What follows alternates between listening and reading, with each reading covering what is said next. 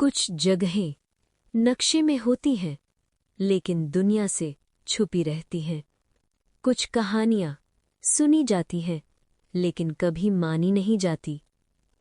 और कुछ सच्चाइयां इतनी डरावनी होती हैं कि दिमाग उन्हें मानने से इनकार कर देता है।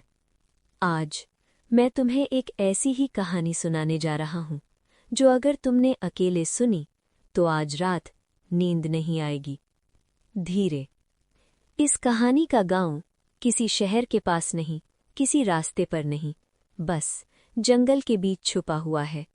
उसका नाम है काला गांव। जहां सूरज ढलते ही दरवाजे बंद हो जाते हैं, खिड़कियां बंद हो जाती हैं और इंसान सांस रोककर जीता है, क्योंकि वहां रात को कुछ जाग जाता है, कुछ ऐसा जो इंसान नहीं है। काला गांव। दिन में बिल्कुल सामान्य।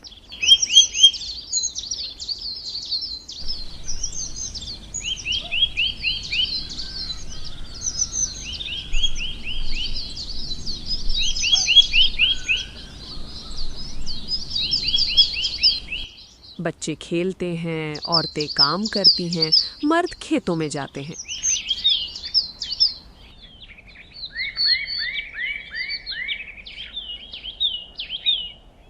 लेकिन जैसे ही सूरज ढलने लगता है, सब कुछ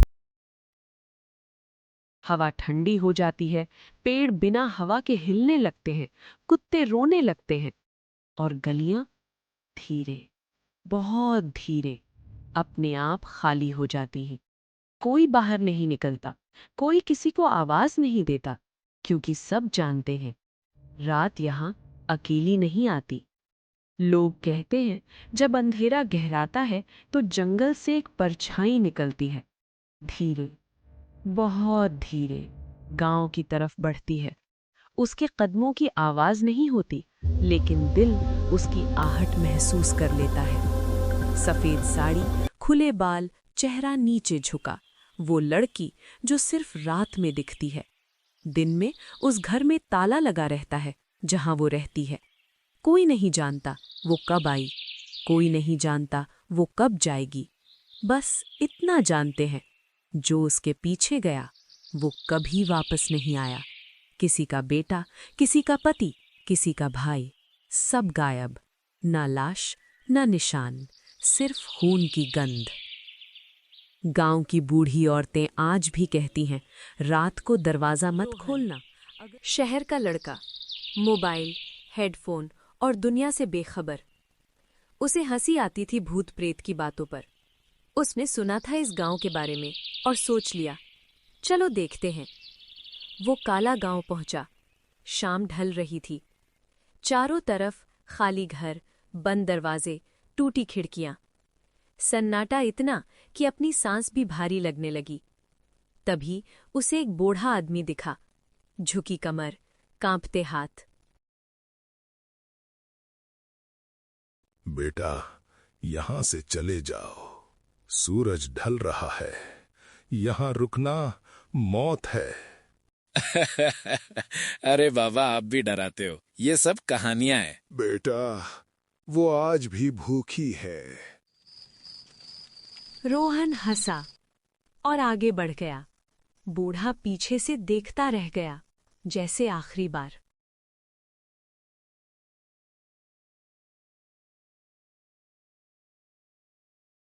रात हो चुकी थी। चांद बादलों में छुपा था।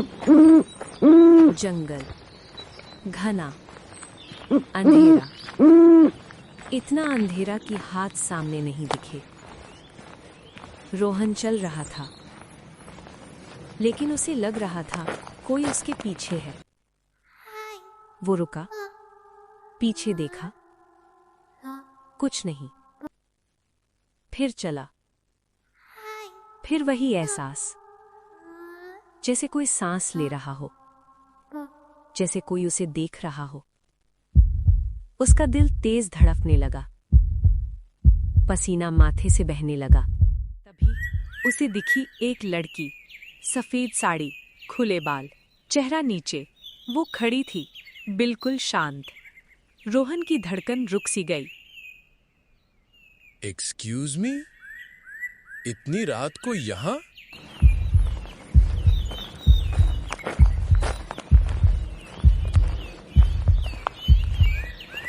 आप ठीक हैं?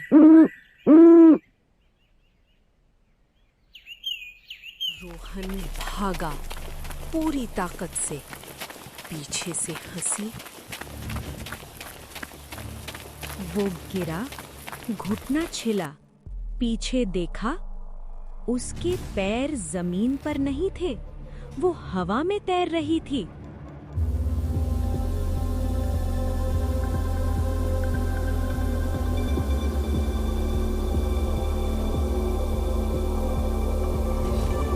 भाग ले जितना भाग सकता है।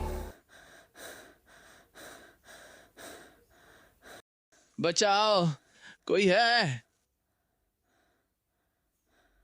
तू मेरा है।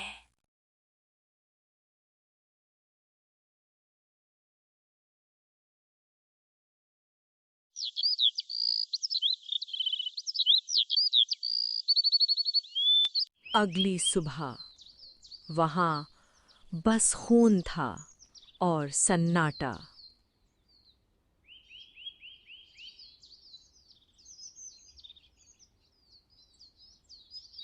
मैंने कहा था वो इंसान नहीं है।